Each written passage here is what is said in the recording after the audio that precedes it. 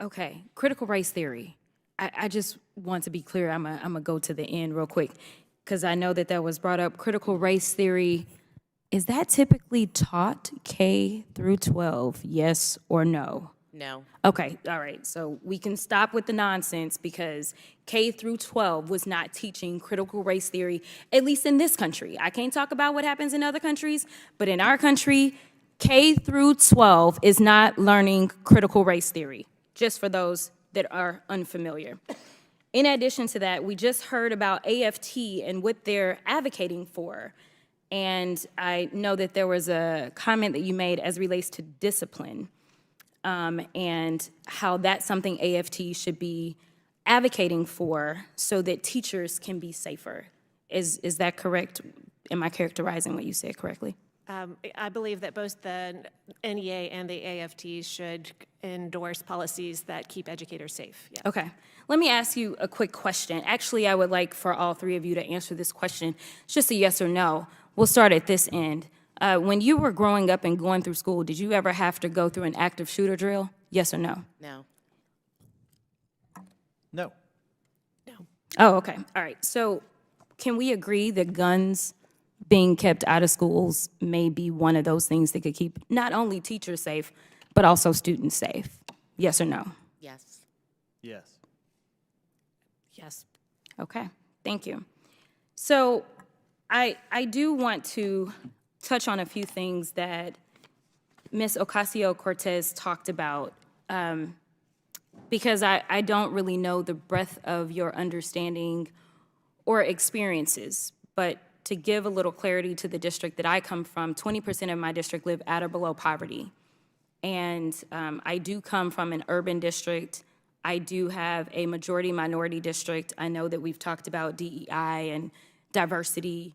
And I find that when I'm here, I am constantly fighting to make sure that I can break through the noise and the stereotypes that exist around not only my kiddos in my district, but just my constituents. And one of the things that maybe some of you have never experienced, I don't know, is the fact that one of the leading reasons that students in my district don't show up to school is because they are poor, because some of them are homeless. We found that there were children that didn't go to school because they didn't have clean clothes. That is something that certain people don't have to worry about. And they found that if they brought in washing machines so that kids wouldn't make fun of them because they had clean clothes, that they would show up.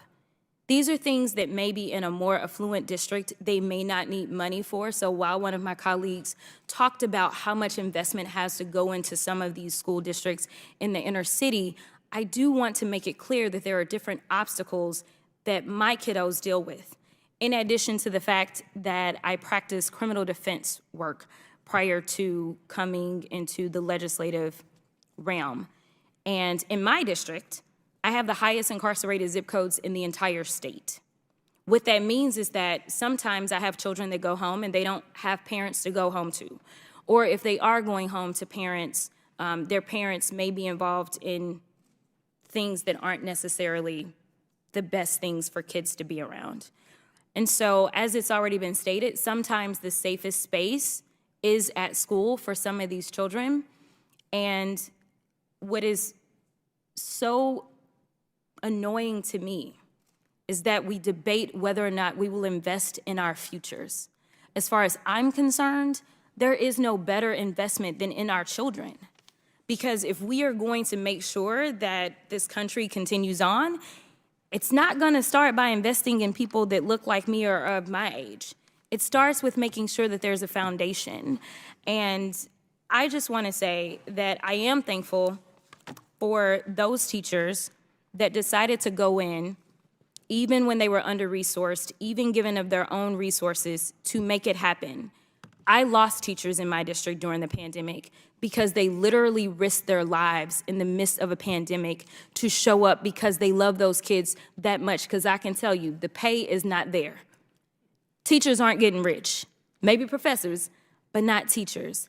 And so the fact is, I've talked to my school districts They were able to take advantage of the extra money that was given to them, but guess what? They still had gaps that they needed to fill. And the reason that I brought up gun violence is, number one, it's a safety issue, but also as it relates to the mental health. Children nowadays know where they need to go in case somebody comes in. They're looking for the closet. That is no way for kids in America to live. So we need to make sure that we put kids first. Thank you so much, and with that, I will yield.